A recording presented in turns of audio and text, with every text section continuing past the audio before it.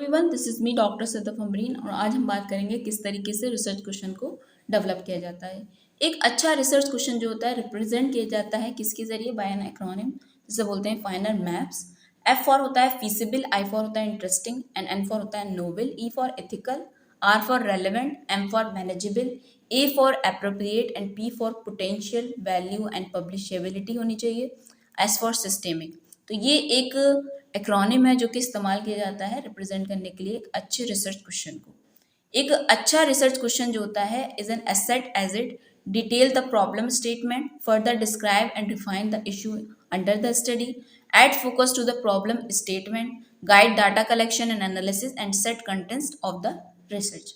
कैसे शुरू करेंगे? सबसे begin by identifying a broader subject of interest, then that lesser investigate for example hormone level among the hypopatides। For example हमें investigate करना है कि हार्मोनल लेवल्स क्या होता है जब हाइपोपेटाइज होती है। तो शुरुआत क्या करेंगे, पहले एक ब्रॉडर सब्जेक्ट को सेलेक्ट किया जाएगा।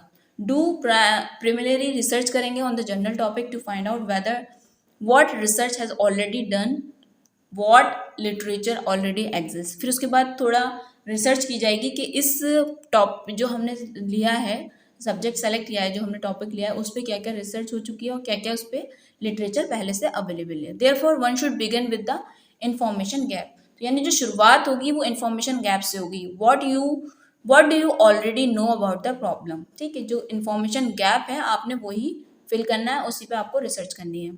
For example study with result on testosterone level among hypospadias. यानी अगर जैसे फॉर एग्जांपल आप स्टडी कर रहे हैं टेस्टोस्टेरोन के रिजल्ट क्या होगा ऑन हाइपोपाटाइड्स पे।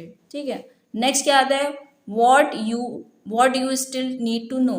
तो अब नेक्स्ट चीज़ ये आती है कि अब आपने और क्या जानने की ज़रूरत है। For example level of other reproductive hormone among hypospadias. यानी जैसे मैं आपको हाइपोपाटाइड्स के बारे में बात कर रही हूँ तो मैं उससे रिलेट करके आपको समझाने की कोशिश कर रही हूँ।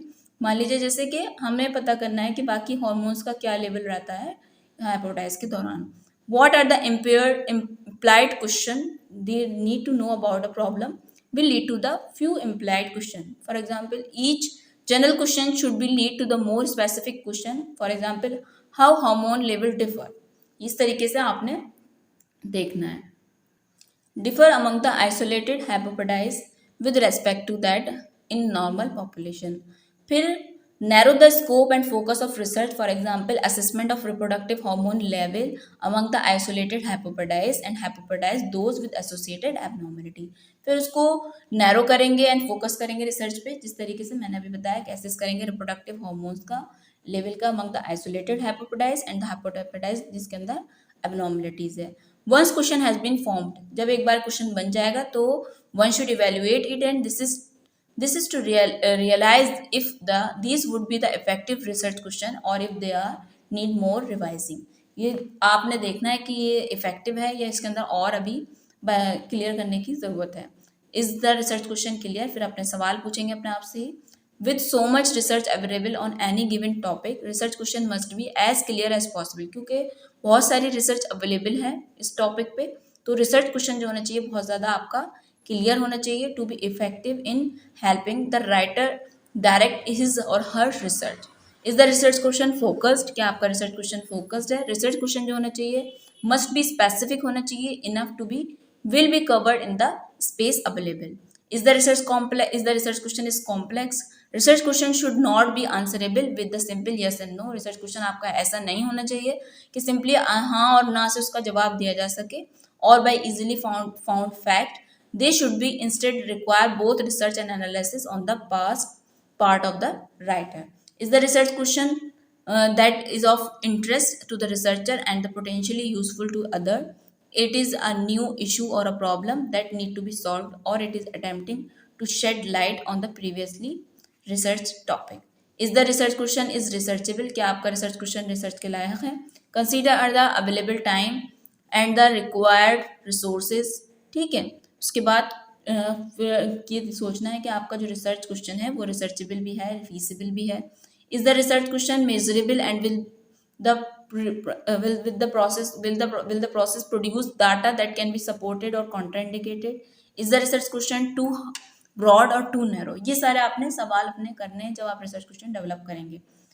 फिर क्रिएट करनी है hypothesis after formulating research question, think where research is likely to be progressing, what kind of argument is likely to be made supported, what would if it mean if the research disputed the planned argument. His research consists of more specific prediction about the nature and the direction of the relationship between the two variables. फिर क्या करना है, understand implication of your research, this is important for application, whether one achieve to fill the gap in knowledge and how the result of the research have practical implication, for example to develop health policies or improve educational policies. Brainstorm for formulating research question, सबसे पहले identify करना है what type of study have been done in the past, sir पहले क्या study हो चुकी है, फिर उसके बाद it is there a unique area that is yet to be investigated, क्या कोई साइड कोई एरिया रह गया है यूनिक एरिया जो इसमें इन्वेस्टिगेट किया जा सकता है, is there a particular question that may be worth replicating, begin to narrow the topic by asking open ended how and why question करके, ठीक है, इक्वेट करना है क्वेश्चन को, हाइपोथेसिस डेवलप करनी है, फिर आपने राइट डाउन करना है रिसर्च क्वेश्चन। तो आज मैंने आपसे डिस्कस किया how to develop and research question. I hope आपको ये वीडियो यूजफुल लगा होगा। अगर आपको मेरा ये वीडियो यूजफुल लगा, आपको पसंद आया, तो मेक श्योर आप इसको लाइक करें, अपने दोस्तों के साथ शेयर करें। फिर मिलते हैं आपसे नेक्स्ट वीडियो के अंदर, जब तक के लिए thank you so much for watching my video. Thank you so much.